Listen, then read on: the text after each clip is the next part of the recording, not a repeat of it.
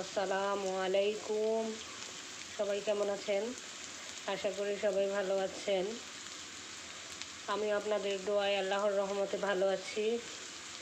আজকে ইফতারিতে করব হচ্ছে ভাত দিয়ে আর কি ইফতারি করব। এই বেগুন ভাজলাম আর হচ্ছে মুরগির তরকারি রান্না করেছি। আর এইখানে মটরশুঁটি বাগার দেব। আমার আবার খুব পছন্দ মটরশুঁটিটা। আপনাদের ভাইয়া অনেকগুলো এনেছে, বলতেছে যে ফ্রিজে রাখো। তো এখন আবার সিদ্ধ করেছি, কতগুলো রেখেছি।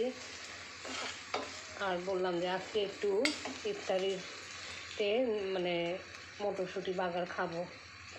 এটা এমনিতেও পেঁয়াজ দিয়ে বাগার দিলে খুবই মজা লাগে। কার কাছে কেমন লাগে একটু সবাই কমেন্টে জানাবেন। আর আমি অনেক দিন যাবৎ ভিডিও দিই না, একটু অসুস্থ ছিলাম এবং পারিবারিক কিছু কাজে ব্যস্ত হয়ে পড়েছিলাম। সবাই আমাদের জন্য দোয়া করবেন।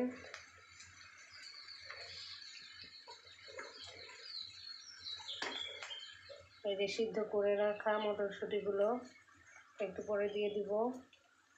সবাই ভালো থাকবেন। আসসালামু আলাইকুম।